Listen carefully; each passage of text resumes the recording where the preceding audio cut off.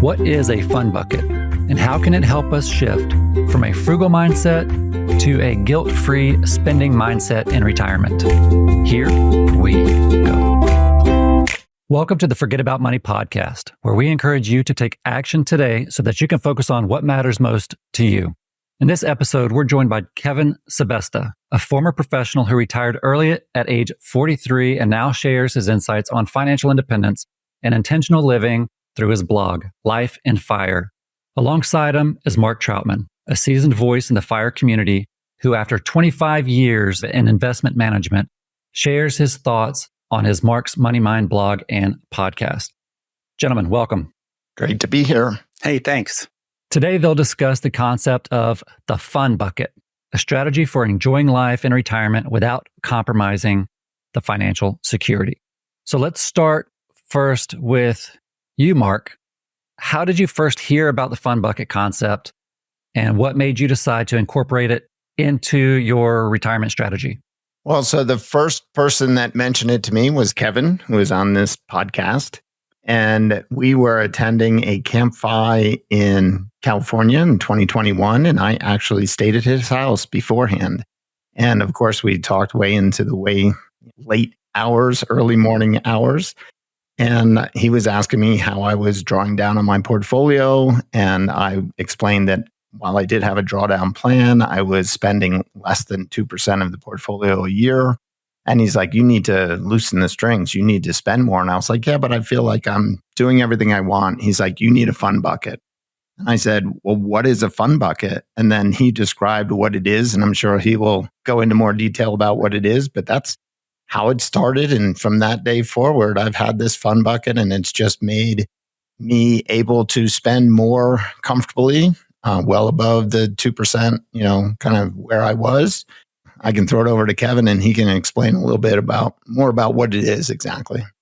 Yeah, Kevin, can you define what a fun bucket is, and why should retirees even consider creating a fun bucket in the first place? I think, Mark and I were having a discussion, and our stories where we've been retired a few years and our accounts had gone up with the great returns of the market. And we realized we probably should be using some of that money. And so we talked about it being icing on the cake and pulling some off. And I should share that we're going to say this is not the 4% starting withdrawal rate, increasing for inflation discussion that most retirees hear about or FI people live by. This is a different strategy. So a lot of it came from the Retirement and IRA show podcast with Jim and Chris, where they talk about having lifetime secure income for your base great life, your minimum dignity floor, which is really just what it costs to live if you had no money in your savings accounts anymore, making sure your food, utilities, transportation, housing, and healthcare were covered for a long life, let's say into your mid-90s. And then there's some set-asides for aging assistance, inheritance, special needs children, a buffer category. And then once all those requirements are funded with your assets, there should be money left over if you have this buffer. And that's what they call the fun number. And Mark and I turned that into the fun bucket, which is something we could actually use. And that's how we both had heard about this, but neither of us actually tried to use it. Mark, you were spending 2%, I guess, in retirement, and then therefore you clearly had a buffer there. Is that right? Right. So I retired at the end of 2015, and this discussion was in the summer of 2021. And as you know, the biggest concern is sequence of return risk, right? Mm-hmm. And I was spending, sub 2% for that first 5 years. And at the same time, the market was doing quite well during that period. So there was a lot of kind of excess that had built up as a result of spending way below the 4% rule, for example, and also the wind in my back. And that's where Kevin said, you just need to take some of that kind of cream off the top, the icing and the sprinkles, and move it over into this other account and just start being more comfortable spending on things that you wouldn't ordinarily do.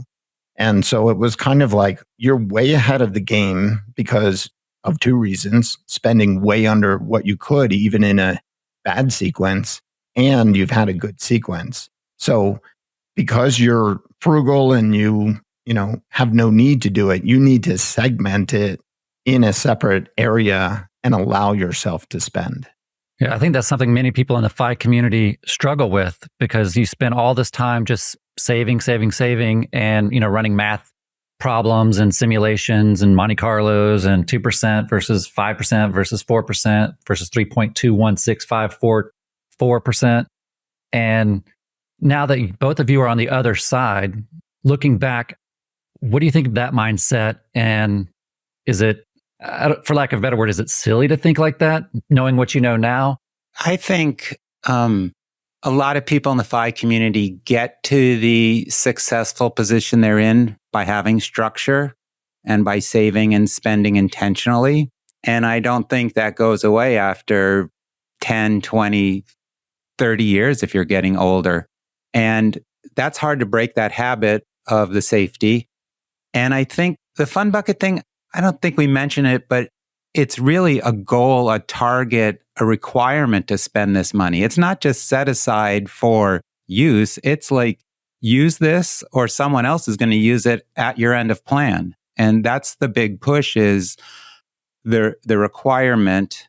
I think also the 4% rule is the safest withdrawal rate for a 30-year retirement based off historical purposes on a 50-50 portfolio, meaning you're probably going to limit spending in your early years while your portfolio is growing, if it's not the worst case. And then you're going to die with money.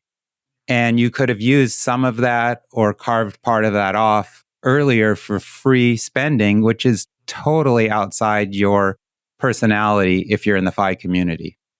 Yeah, I would say it is a difficult mindset shift, going from being an accumulator, being frugal, thinking about how you spend during all of those years of accumulation, and then flipping a switch and saying, now you can spend your money. I find that is the hardest thing. It was hard for me.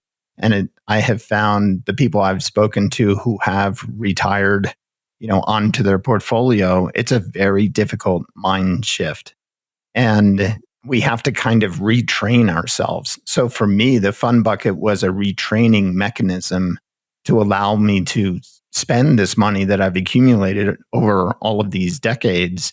And I think also because I wasn't doing it at the outset, that snowball just continued to grow and grow and grow. And now it's kind of like I'm chasing the snowball down the hill. And it's kind of running away from me. It's a good problem to have. But now if you don't do this kind of earlier in your drawdown phase, you're going to find that it just becomes so large that it's, you know, almost a challenge to spend the money. Like I said, I know that's a great problem to have, but for many in the community, I think that is what they are going to experience.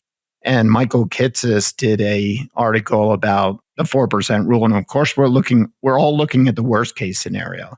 But the problem is, or not the problem, but the reality is, a majority of the people could have spent a significantly higher percentage because they're not going to face that bad sequence. Only a small percentage will end up in that bad sequence scenario. And for many of us that don't experience that at the outset, we're going to be chasing that snowball down the hill probably for the rest of our lives. Yeah. Thanks, Mark. You mentioned that, it is a transition from basically no spend, or, investing and then spending on what you need to survive, to giving yourself permission to spend. And Kevin, you said that it's not a can spend, it's a required spend. You retired at 43, and so you had to have gone through that transition from no spend to can spend to required spend. Can you talk about how you dealt with that? Yeah, and that we didn't share this, but I've been fired over 10 years, just hit the 10-year mark. Mark is at 9 years, I believe, right around there. So we've been away, we call it retirement, away from our careers. We're not working for money. I do teach OSHA lifelong learning courses, and little things come in because people find successful people, not because we go out looking for funds. I call that my play check, which is separate from my fund bucket. But I feel like you just have to get into this mindset. My wife and I took it cautious from 43 to 50. We still traveled around the world and we did things, but we spent within our structure that we'd planned. And at 50 was 2020. So we implemented a Roaring 20s plan where we could spend more money every month freely for the decade. And that's the money we were setting aside in our mind for this extra lifestyle. Then COVID hit 2 months later, in month 3 of that. So we had 2 successful months and then almost 2 years of slowed down spending. And in those 2 years by 2022, the market returns had grown. And so we had 8 years left in the Roaring 20s. So we upped our amount based off of the new icing that was on our portfolios. And we've really had to push to spend on things and experience. And BJ, I met him at Economy. He talks about he loves things. He does do activities, but it all depends on what your interest is. And so there was one example I had is we spend on cars and guitars, it seems, at this house. Mm-hmm. And that's our interests. My wife says the cars, but they're not hugely expensive, but they're assets. And so we would have never done that while we were saving. We would have been very cautious in our first 7 years where the sequence of return risk is high. And now it's just like, we call it the F it bucket, and we just say, go for it. Yeah, Mark, you've allocated, at least based on what I could find, you've allocated 25% of your annual spending to your fund bucket for a 4-year period. How did you determine that amount, and how do you plan to manage and replenish your fund bucket over time? So that went back to the original conversation I had with Kevin. We were trying to decide. I said, so how much do you put in this fund bucket? And he's like, well, what would be an amount that would exceed what you normally would spend on, things out of the norm? And I was like, I don't know. If I got a 25% bonus on what I normally spend, that would be a big number. And I think we decided, and this was probably like 2 or 3 o'clock in the morning, so it's a little vague as exactly how it came about. But I spend, let's just say ballpark, $100,000 a year, $80,000 a year on average, something like that.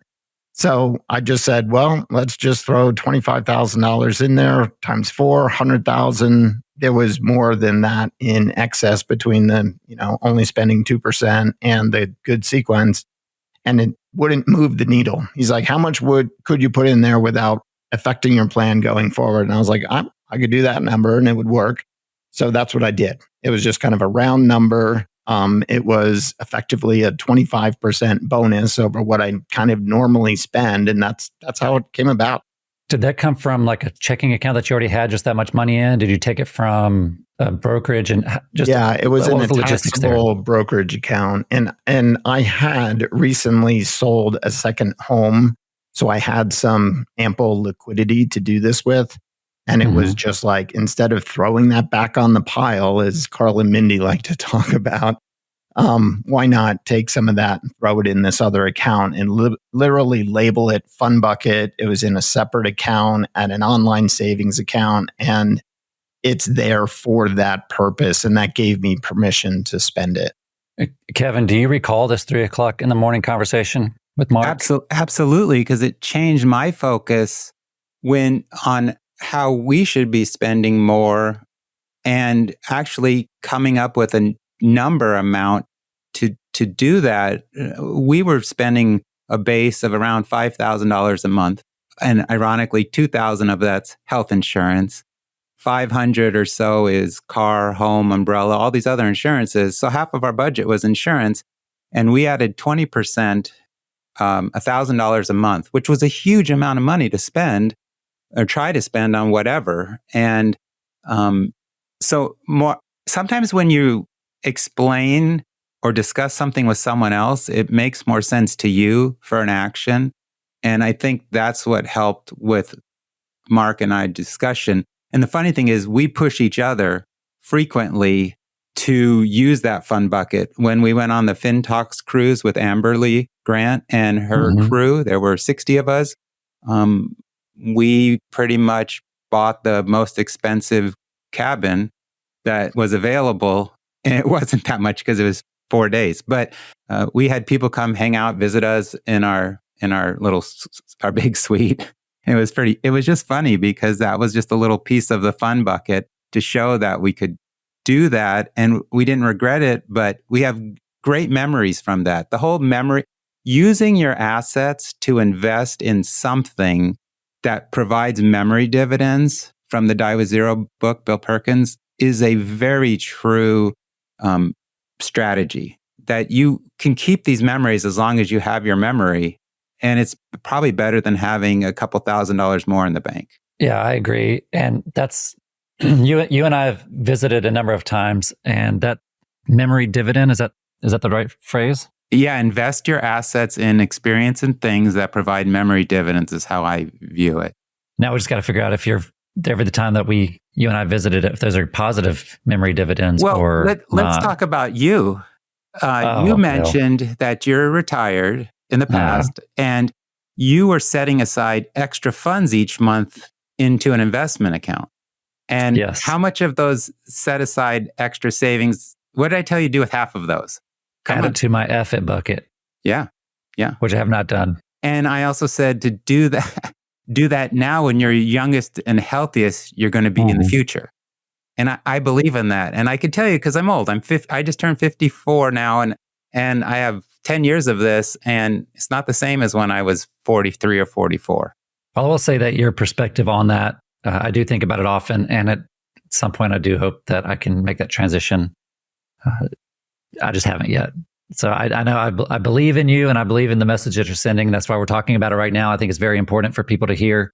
And maybe one day I will pull that trigger, and then you and I will be going and getting a big cabin on a cruise somewhere. And the one thing I found is that having the money in that fun bucket has allowed me to spend on things that I wouldn't ordinarily do. But many of those things actually fit in my regular spending.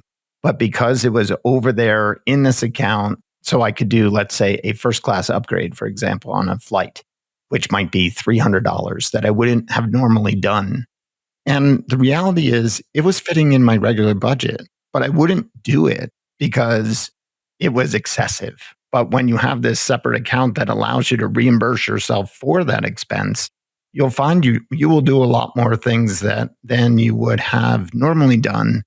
And I don't even find myself reimbursing myself from that fun bucket. And we can talk about the mechanics of how it all works, but it is fit within my normal spending anyway. And I have a point on that too, because we're still getting good market returns on the money that we set aside for decades. And there's been more and more discussions in the FI community about people who are saying their investments are earning more return than they do at work or did at work. And yesterday, I bought a little guitar amp on Craigslist, and it took me like 3 months to decide, should I really buy this used amp? And then I checked my balances because I saw the markets have been going up for the past week. And I took out a drop of a cup of addition to the fun bucket. So if you have saved and you've done well and you're intentional on your spending, I'm not burning the money, but you're probably doing well if you're listening to the money communities and planning ahead, but it's all about living your life. And it turns out I really love what I bought yesterday, and hopefully that works out good. But it was a money decision that's inconsequential to our asset worth, that I might have this item for 10 years or more. Kevin, if you were to have this conversation again with somebody, like what would they've stumbled upon this podcast, or they heard you talk or eavesdropped a conversation that you had at a campfire, and they heard this term fun bucket, and they said, that sounds good. I wonder if I qualify for a fun bucket. How would that conversation go with you to them? What are their qualifiers? What are there certain income amounts that you would either recommend it or not recommend it? That's a wonderful question, because I've thought about this a lot in the terms of living your week. In retirement, you don't think about day to day. It's kind of just goes along fast. You might not have kids at home, so you don't see school seasons. It's just like, boom, 2-3 months are gone, 6 months is gone. In Arizona, it could be a whole year gone. It's always sunny outside. You can't tell the temperature unless you touch the window. And so I've really liked the Playing with Fire movies idea of write down the 10 things that make you the most happy. If you had 20 minutes and you could do anything you want, what makes your soul happy? And I think people don't do that. I don't think people live their happiest parts of their lives. And I think people wait till the weekend to do some of these things. On Saturdays, they do chores. Sunday, they do what they love. And then Sunday afternoon, they're thinking about work. Well, I tell people, why don't you do one of your 10 favorite things on Tuesday evening? Just cut out some time, set aside some time, go do something you love so that you're not just grinding through work. So basing it off of a life principle and not a fun bucket principle, what things do you love at your soul, in your core, and how can your resources that you've saved, put together, or are earning now provide for those soul nourishing enjoyments? And it doesn't have to do with dollar amounts. It doesn't have to do with life stages. If you like being outside or singing, do that. If you want to hike, maybe you go to a nicer hiking place or take the time for that, or buy better hiking gear or camping gear. So in our examples, I get a guitar, my wife gets a car, a classic car. Those are different levels after probably almost 40 years of driving 3-year-old cars, buying 3-year-old cars and driving them 10 years. It changes the scope, but it's different than just saying, okay, we started with 4% of our total investable assets or our total net worth 10 years ago, and inflation's gone up. So now it's increased some. That makes no sense to me. And that's too much math. If I know I have, in an example, $1,000 or $10,000 in a fund bucket to use in a month or a year, then I know I want to use that. If my fund bucket is $200 or $400 that I can use over the next few months, then I'll allocate that to something I love, rather than just walking through a store and just buying something that happens to be there. So what I'm hearing is, to help shift with the mindset, just keep the process in place. Like, identify it as a process, and it is a process. It might be, one person's process to manage their fund bucket might be a little bit different than the next person's process to manage their fund bucket. But just as they went through processes to save, to gain that net worth, just look at it as another process on the journey. And if you do it like that, then it's just a step-by-step, whatever that sequence of steps is a person defines for themselves for the fund bucket.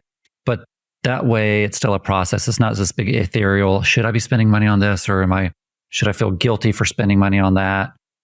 Or it's just another process on the journey. Is that a way to look at it as far as just that transition piece? Yeah, I would say so. So that was what was beneficial for me, was actually step 1, identifying that I needed to spend more. Step 2, funding the fund bucket and putting a name on it and saying that's what it's for. And step 3 is, well, how do you spend it? And so what I do is I use credit cards for points and all that stuff. And I reimburse myself from the fund bucket for those items that are kind of out of the ordinary.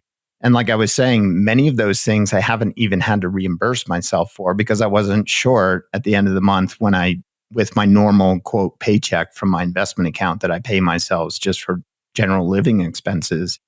But what I do is I keep a spreadsheet of all of these items that I've decided to spend on, whether I've already spent it or planned to spend it. So some of these trips we have coming up, I have trips planned all the way out for the next 18 months. And I know what they are going to cost, because a lot of the things are, I have to pay for in advance, or, I know exactly what that amount is going to be. And I put it in there as a line item in that fund bucket. And I know where I stand as to how much is left and where I'm going to reimburse myself. But let's say it's a $10,000 cruise and I find, well, I can refund myself or the $10,000, but if I only need 8 of it because it's going to fit within, I'll just give myself 8 and allow that fund bucket to, have excess in it. And then, at some point it's going to be empty and then I'll need to replenish it. And I've already thought about where is that going to come from and how am I going to replenish it? And what I've found is, so this was 2021, we're in 2024. So it's about 3 years into it, but I haven't spent at the speed or reimbursed myself at the speed that I initially thought I would. So I'm a little bit ahead. I'm still going to reimburse myself or, replenish that at the end of this year. I am selling a house again. So I'm going to use some of that to really, up the fund bucket quite a bit. First off, congratulations. I know you got a lot of moving parts in your life right now. You're very busy. You started the podcast.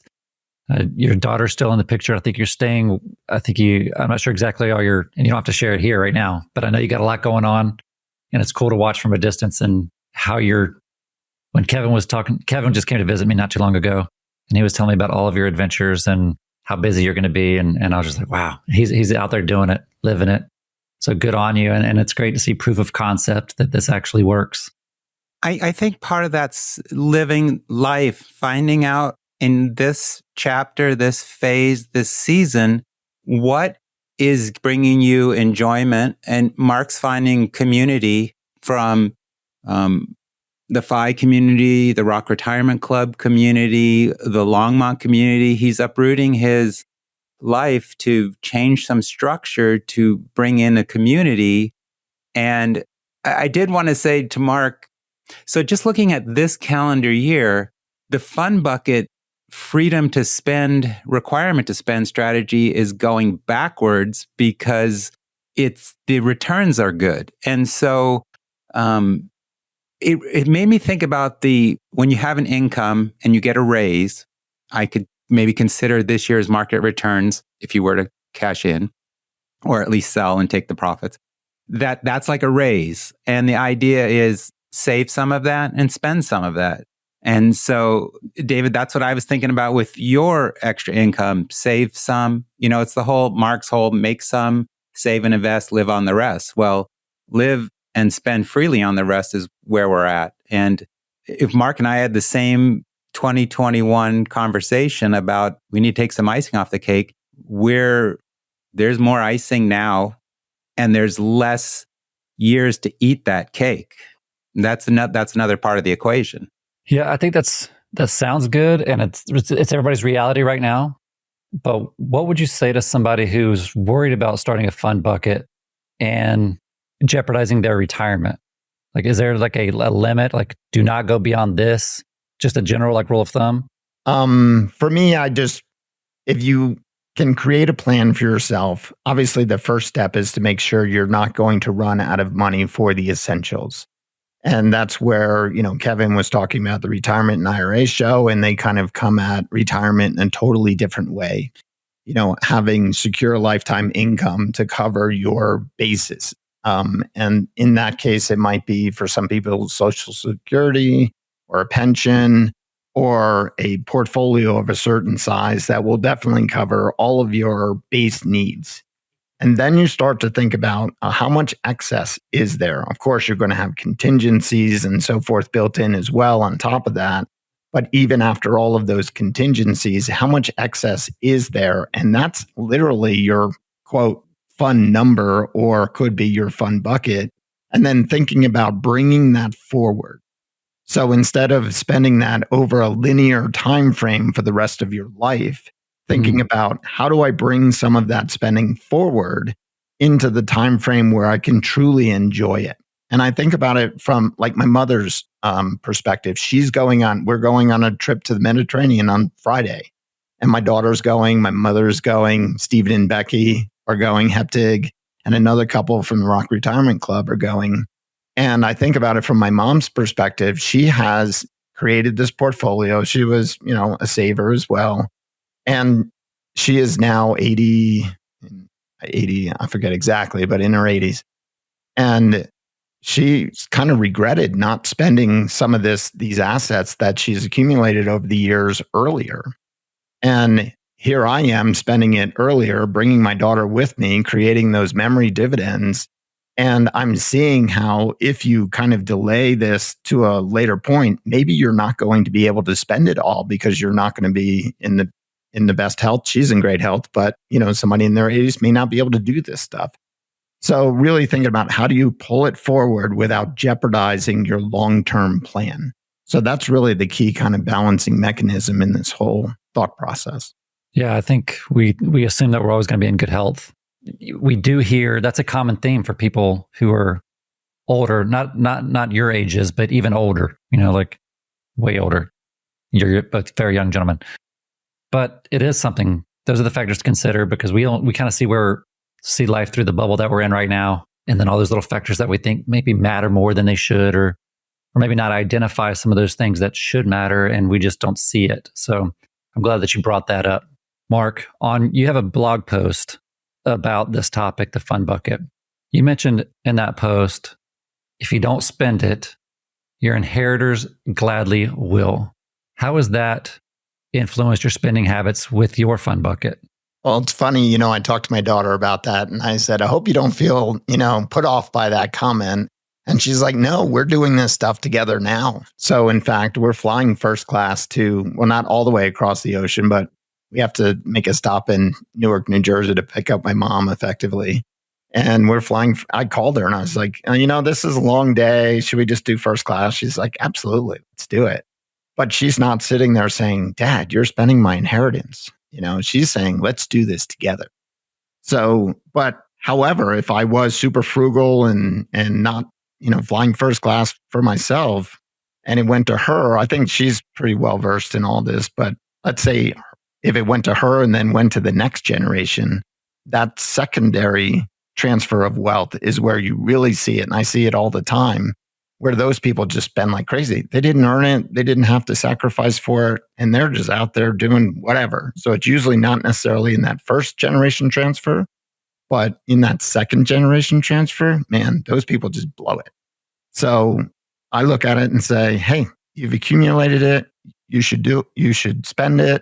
Certainly, if you want to leave money to the next generation, that's great, but teach them well. But if you just hoard and pass away with this big pile, trust me, whoever you leave it to is certainly going to spend it without any qualms. Yeah, so I think it's great that I think we all respect the accumulation and the saving and the investing, but the way you just said that, it's also like respect the spending as well and thinking multi-generationally. Yeah, I'm sure the statistics hold up to that. I mean, we hear stories, but I'm sure there are statistics that support what you just said. How when generational wealth is lost over time by the third generation.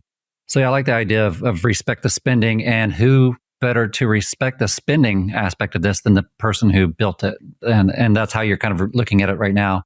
And your daughter, I have a 21-year-old daughter and a 10-year-old son. And so I thank you for bringing her perspective into this conversation, because I also think like that too. I mean, are my kids going to I've got it. Why not just give it to them? Then they maybe attach some kind of value of, do I care about them on a dollar amount? I don't think they're like that, but it is something I think about. And probably many people do think about that link. But in your case, your daughter's saying that she's actually looking at it as you're spending this money with her, and it's a joint thing. So I think that's a very beautiful thing your daughter shared with you. Probably releases your stress at least a tad. Yes, it does. And creating these memory dividends with her. So we did an Alaska trip. Last year it was actually a Rock Retirement Club trip that she went on with me. We're doing this Mediterranean one. Next year we're going to the FinTalk Scotland trip, and she's coming on that. So we're just creating these great, memories together. And she realizes, and I realize how valuable that is, because when I list my 10 things, family and community are at the top. So that is where I am devoting, the spending to, are those important things to me. Kevin, what are the craziest, most outrageous things you think that you've spent your fun bucket money on? Before I get to that, I did want to make one comment. Is I push Mark and he pushes me, and we have some other friends that we push to use the fun bucket, to create a fun bucket. And so I do tell Mark, my wife and I don't have kids, so I do tell Mark, if you don't spend it, your future son-in-law will. And so he knows that Katie's excellent, and so they're living a good life. But because we don't have kids, I created a blog post that said, what we don't spend is going to go to the hogs. And the hogs are the heirs, the organizations, and the government, which are, nieces, nephews, charities, and taxes. So I don't really want to let the money go that way. I'm very safe, very cautious, very risk averse in normal life things. So I've structured that and have these buffers that are supposed to go out. Well, now it's only 40 something years, but it used to be 50 years from when I retired to get to the 90s. I don't think we've spent lavishly on things. Like, I still have a hard time going first class. Kathy and I went to Florida. Well, we met in Florida a couple of months ago after economy conference, and we were flying home together. And I booked her first class, and I booked premium extended economy right behind her, like 2 rows back. And it took me until 3 days before the flight to upgrade to first class because it was only $96 one way. I'm like, this is a deal. But when I booked her ticket, I made sure the seat next to her was free. So it's obnoxious to think I wouldn't spend $249 to upgrade to first class for a 4.5-hour flight, but $96 or whatever worked for me. I believe in the happy wife, happy life. Home works good. Kathy sacrificed spending for decades with me. Once we've been together 30 years or so. And now it's a good time to spend that. We have a beach home that we bought in 2012 at the bottom of the market. So we spend on that. It's not that expensive, but that's a use asset that will in the future be sold at some unknown dollar amount that will flow back into our retirement plan. Oh, that's one thing I should mention. Mark and I do have discussions about the difference of a retirement plan versus a financial plan. A retirement planner versus a financial planner. Financial planners tend to accumulate assets, set it aside, invest it, let it grow, don't touch it. You have a defined date of a target date of when you want to retire. So you have 18 years or 12 years to save before retirement. Your retirement plan takes the assets you have around when you retire and leave your career and quit bringing in income and has to figure out how that money is going to get you through an end of plan, an end of life with an unknown date and, of course, unknown circumstances. And if you are in a couple, unknown timings for each of you. If you're in a couple or if you decide you hate the other person when you're retired, we see that from different life strategies, people passing. And the other one I talk about is, what if you want to live this great life and you have a spouse that doesn't want to leave the couch? And so you have this sluggish spouse and you're on different paths and different spending needs. And there's so many variables in the retirement planning piece that it's very, very different from financial planning. So I think that's a key thing. And this fun bucket is part of all life stages of how to enjoy the assets that you've set aside or that you have coming in intentionally. Would you recommend someone do this fun bucket before they hit their number? Yes. I believe if you are saving $300 a month, maybe you set aside $50 for that month to do something you love. The goal is, I think, to be intentional of that money use. That's where this community is amazing. You have people of all ages, all backgrounds, and they're all thinking through the use of their hard-earned assets. And that's the key. I have read Part of Your Money or Your Life, and the overall concept of you're giving away time to get resources. What are you going to do with those resources? It makes perfect sense. That's from my observation. So yeah, it starts on Tuesday. Today's Tuesday. What are your plans for your fund bucket going forward, Kevin? Well, it's funny because we talk about the fund bucket, but I've never actually created an account at my brokerage until 3 months ago. 3 months ago, I created an account in my brokerage, and you can custom name it. And ours says F it bucket right there on the brokerage account. So if they were to look at it, that's what they would see. And like Mark, we had sold a property a few years ago, and I had that in a couple different treasuries, and I moved those into that fund bucket account.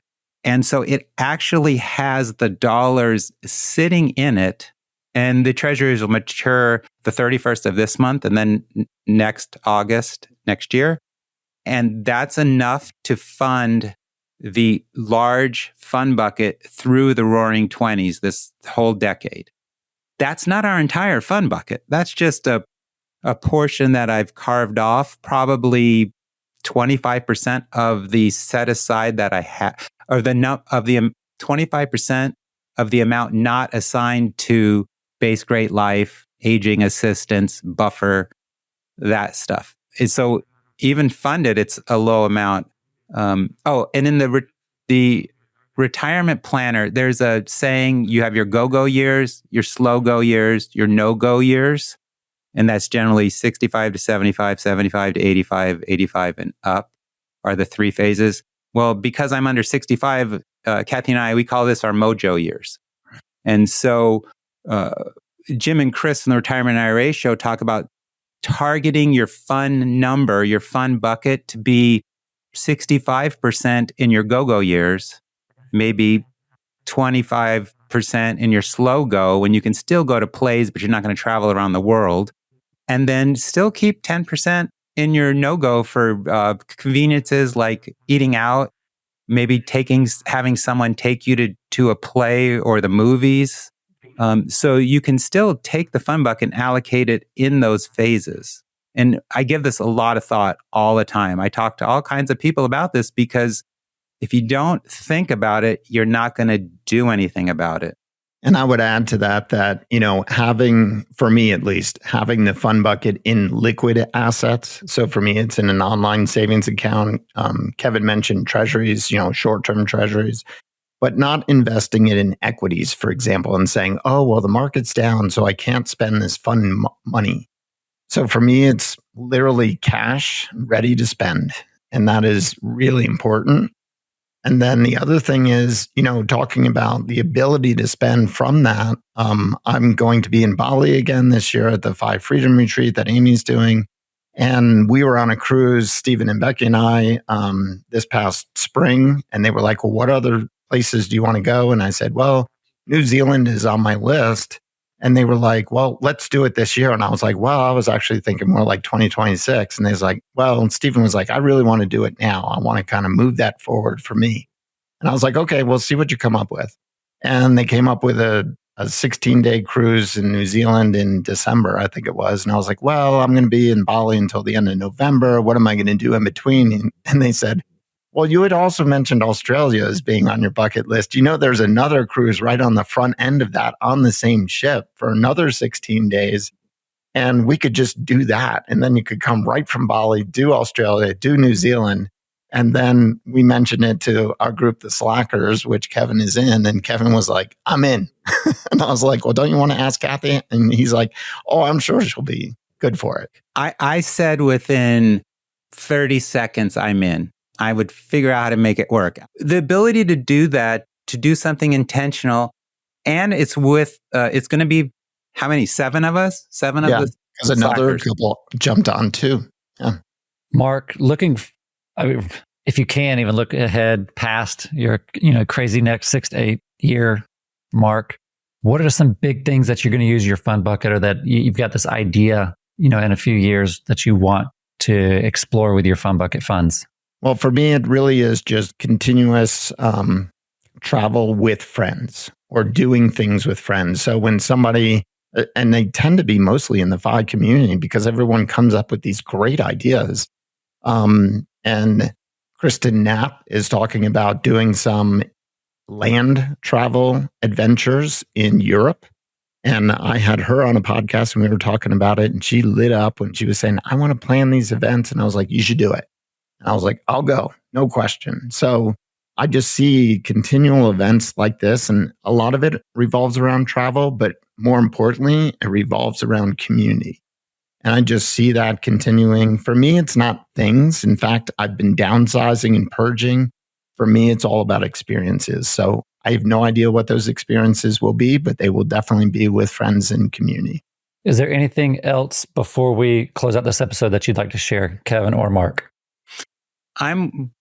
We shared a lot. And so I'm wondering, what do you think about Fun Bucket? Do you think you could start small? It's kind of like, how do you carve out money for a Fun Bucket is exactly the same as you carve muscles, right? You start with a small amount of weight, you put in the reps, you work your way up over time, you see results, hopefully. Can you commit to creating a separate account that has to be used by the end of this year? I mean, that gives you plenty of time. I love how you're putting me on the spot here. Yeah, I mean, because it's not that because you're doing that, I will say yes. I mean, and do I have to come help you create an account?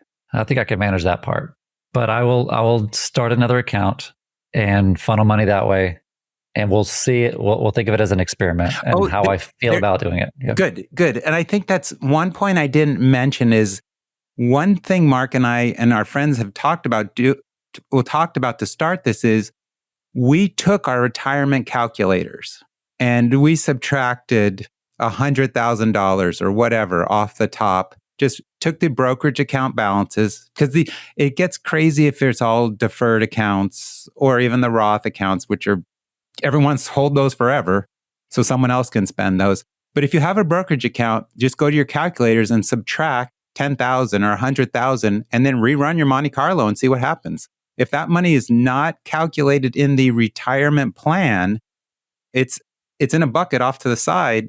Rerun your numbers and see what it comes out with the results. The Monte Carlo comes out. That's what we did. So we didn't just say, pick a number.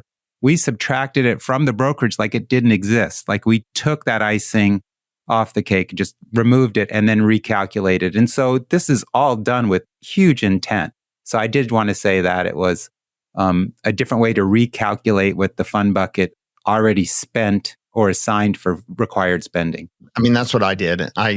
Once I moved it into that Fun Bucket, it's as if it doesn't exist as far as retirement planning goes. It's as if it was already spent. It's gone. Although it's not, it's sitting there ready to spend, but it has no factor on the overall retirement plan at all. And that is what gave me the confidence to fund it. And I will redo that when I refill it. And I've already run those numbers and I'm fine. So there's no problem in refilling it. So two things I want to bring up based on that. The first thing, especially depending on what phase you're in, somebody's going to say, I'm withdrawing from a taxable account or a taxable brokerage. That's going to be a taxable event. You don't care about that? Well, for me, it wasn't, because it was sitting in cash already. So I was just moving it from my taxable brokerage into another account. Selling assets in retirement in general to fund spending needs, whether it's your base rate life, minimum dignity floor, fun, aging assistance for the month if you have health care, home care. Selling assets should not be done at the time you need them. They should probably be done ahead of time, set aside. I did make mistakes helping my mom with that, where I only had, 3 months of money set aside. And it wasn't so much the market downturns that made it hard to sell some of the equities.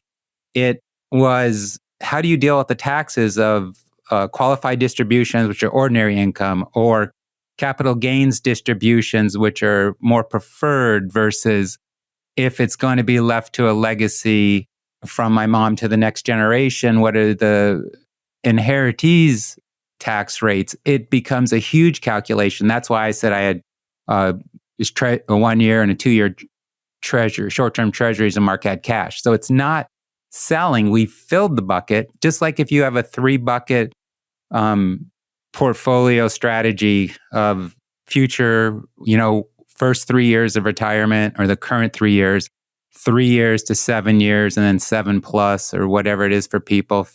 0 to 5, 5 to 10.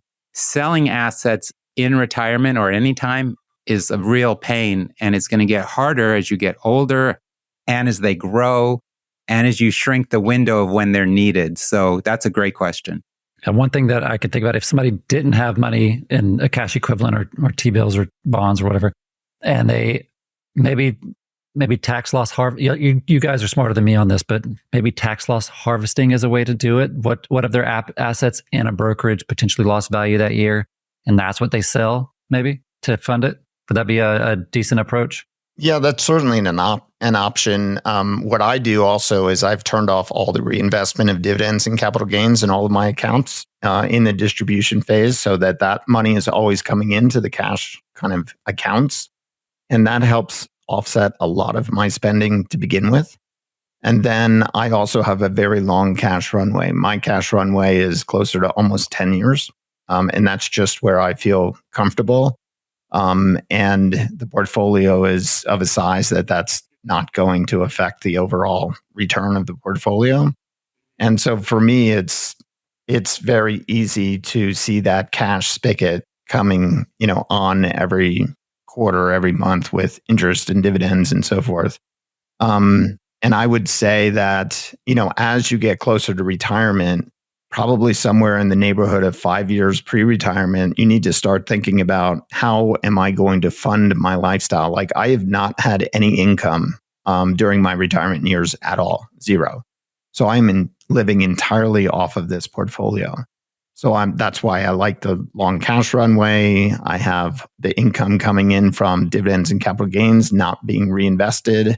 So there's this, constant water spigot that's refilling these buckets over time. So that is a mind shift from the accumulation years that I think a lot of people aren't aware of until they get into this phase. I think it's like you say, forget about money, live the life you love in your soul with intention. Well, thank you, gentlemen, very much for sharing your insights and your experiences and your thoughts about creating, managing, and living with the fun bucket.